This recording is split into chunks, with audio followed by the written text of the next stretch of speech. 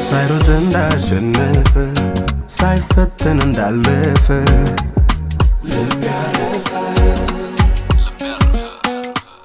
በደሌ ተሻረልኝ ጽድቄ ተቆጠረልኝ። ደብዳቤውን ከመልእክተኞች እጅ ተቀብሎ አነበበው ይላል። ደብዳቤ ላይ ያለ ጽሑፍ ምን እንደሆነ ነግራቸዋለሁ። ከየት ሀገር ደብዳቤ እንደመጣ ነግራቸዋለሁ። በማ ላይ እንደተጻፈ ስሙን ሰምታቸዋል። ሕዝቅያስ ይባላል። የአይሁድ ሀገር ንጉስ ነው። አይሁድን የሚመራ ሰው ነው። ሕዝቅያስ ተብሎ የሚጠራ ሰው ትልቅ የጸሎት ጉልበት ያለ፣ እግዚአብሔርን የሚፈራ፣ ለእግዚአብሔር ቃል የሚታዘዝ፣ እንደ እግዚአብሔር ቃል የሚገባ፣ እንደ እግዚአብሔር ቃል የሚወጣ፣ እግዚአብሔርን በጣም የሚወድ ሰው ነው። ይሄንን ሰውን ለመግደል ከአሶር ሀገር ሰናክሬም የሚባል ንጉስ፣ የአሶር ሀገር ንጉስ ደብዳቤውን ጽፎ ይልካል።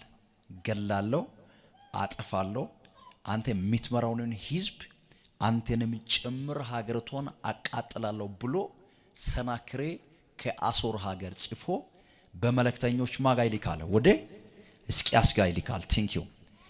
በዛ ዘመን ላይ ይህ ሰናክሬ ተብሎ የሚጠራ ሰው ስሙ ራሱ ይፈራል።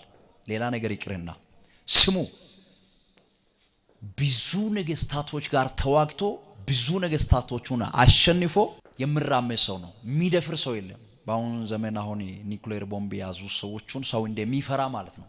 በጣም ይፈራል ሰውየውና ደብዳቤው መጥቶ ልክ ሕዝቅያስ እጅ ላይ እንደገባ ሕዝቅያስ ፈራ። ከዚህ ሰው ጋር ቆሜ መጣላት መዋጋት እኔ አልችልም አለ። ውጊያውን ለእግዚአብሔር ነው የሚሰጠው አለ። የሰናክሬ አቅም ከኔ አቅም በላይ ነው፣ ከኔ ኃይል በላይ ነው። ይህ ሰው ክፉ ሰው ነው። ዓለም ላይ ከዚህ ሰው ጋር ተጣልቶ ተዋግቶ የሚችል ሰው የለም። ይህንን ሰልፍ ይህንን ውጊያ ለሱ እሰጠዋለሁ አለ። ከዛ በኋላ አገሪቱ ሁሉ ላይ ጾም ጸሎት አወጀና 14 ቁጥር ላይ ፋስተር አንብበዋል። ደብዳቤውን በእግዚአብሔር ፊት ወጥቶ ዘረጋ ይላል። ደብዳቤው ላይ ያለ ጽሑፍ አይታችኋል። ገላለሁ፣ አጥፋለሁ፣ ተረኛ ነኝ፣ ሕዝቅያስ እየመጣው ነኝ። ዛቻ ነው። በያው አምላክ ዘንድ ይገዳደር ዘንድ የላከውንም የሰናክሬንም ቃል እግዚአብሔር ሆይ ስማ አለ።